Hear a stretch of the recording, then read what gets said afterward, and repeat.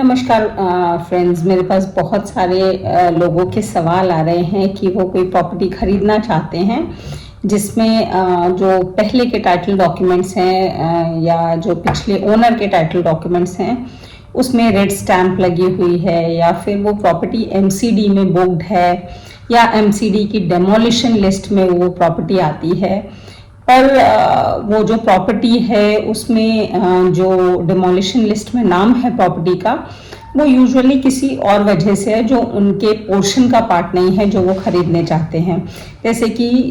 किसी व्यक्ति का सवाल आता है कि मैं उस प्रॉपर्टी का फर्स्ट फ्लोर खरीदना चाहता हूँ उस बिल्डिंग का, लेकिन क्योंकि उस बिल्डिंग में फोर्थ फ्लोर भी बना हुआ है तो उसकी वजह से वो प्रॉपर्टी बुक्ड है या डेमोलिशन लिस्ट में आती है। मेरे फ्लोर को, जो मैं फ्लोर खरीदने वाला हूँ फर्स्ट फ्लोर, उसको कोई खतरा नहीं है, तो क्या मैं ऐसी प्रॉपर्टी खरीद सकता हूँ? क्या मुझे ऐसी प्रॉपर्टी लेनी चाहिए या नहीं लेनी चाहिए? तो आज इस तरह के सवालों का मैं जवाब देने वाली हूँ। तो आपको एक चीज जो पहली समझनी है कि जब भी कोई प्रॉपर्टी डेमोलिशन लिस्ट में आ जाती है, डेमोलिशन लिस्ट में किसी प्रॉपर्टी का नाम आता है या एमसीडी में बुक्ड होती है प्रॉपर्टी, या उस प्रॉपर्टी के प्रीवियस टाइटल डॉक्यूमेंट पे रेड स्टैंप लगा होता है, इसका मतलब है कि वो जो पूरी प्रॉपर्टी है, पूरी बिल्डिंग है, जो पूरा प्लॉट नंबर है,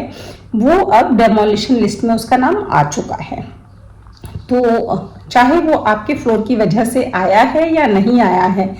लेकिन जब भी आपको इस प्रॉपर्टी पे कोई लोन लेना होगा या इस प्रॉपर्टी को आगे बेचना होगा, और इस प्रॉपर्टी के बारे में जब भी कोई दूसरा व्यक्ति जो खरीदने वाला है उस प्रॉपर्टी को वेरीफाई करेगा, तो उसे यही नजर आएगा कि आपकी जो इंटायर प्रॉपर्टी है, बिल्डिंग है, उसका डेमोलिशन लिस्ट में उसकी डिटेल्स हैं, या वो डेमोलिशन लिस्ट के अंदर आती है, या फिर उस पर रेड स्टैंप लगी हुई है जिसकी वजह से उस व्यक्ति को आगे लोन नहीं मिल सकता, इसलिए आपकी प्रॉपर्टी वो व्यक्ति नहीं खरीदेगा।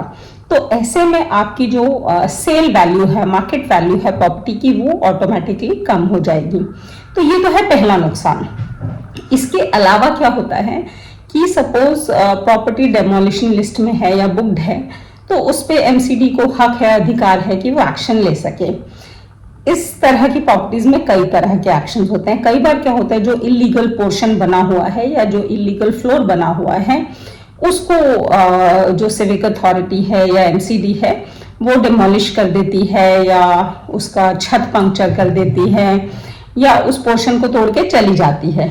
लेकिन कई बार वो प्रॉपर्टी को सील कर देती है, जिसकी वजह से जो दूसरे फ्लोर के भी ओनर्स हैं वो भी अपनी प्रॉपर्टी में एंटर नहीं कर पाते हैं, क्योंकि पूरी प्रॉपर्टी सील्ड होती है। तो ऐसे में फिर दूसरे फ्लोर्स वालों को भी खतरा है, जबकि जो डेमोलिशन लिस्ट में नाम है वो उनके फ्लोर की वजह से नहीं है। तो आपको इस बात का ध्यान रखना होगा कि आप कभी भी रेड स्टैंप वाली या डेमोलिशन लिस्ट में अगर प्रॉपर्टी का नाम आ रहा है, ऐसी प्रॉपर्टी खरीदते हैं, तो आपके पोर्शन की वजह से चाहे वो नाम नहीं भी आ रहा हो,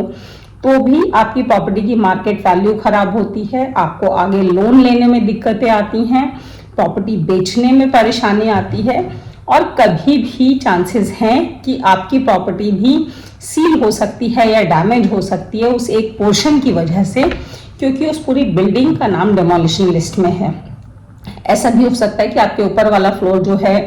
वो इलीगल बना हुआ है, जिसकी वजह से प्रॉपर्टी डेमोलिशन लिस्ट में आई है, और उसको जब एमसीडी या सिविक अथॉरिटी डेमोलिश करती है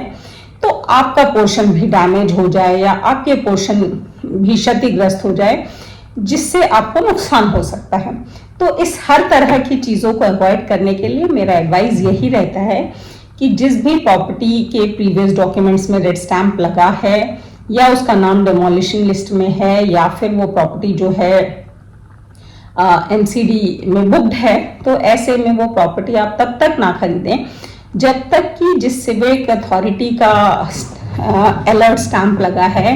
या जिस सिविक अथॉरिटी के डेमोलिशन लिस्ट में या एमसीडी के डेमोलिशन लिस्ट में वो प्रॉपर्टी है,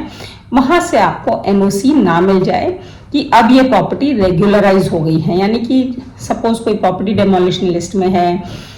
तो आप उस डिपार्टमेंट में अप्रोच करके चेक कर सकते हैं कि अगर अब वो डेमोलिशन जो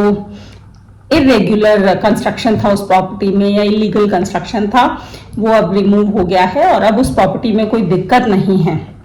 तो इस तरह का एनओसी अगर आपको उस अथॉरिटी से मिल जाता है तो ऐसे में तो आप उस प्रॉपर्टी में उस बिल्डिंग में प्रॉपर्टी खरीद सकते हैं।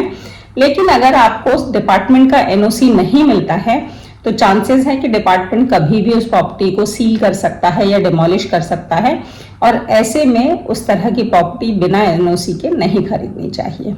इसके अलावा आपके कोई सवाल है तो आप पूछ सकते हैं मेरे वीडियो में। मिलते हैं मेरे नेक्स्ट वीडियो में, तब तक के लिए थैंक यू, धन्यवाद, नमस्कार, शब्बा खैर।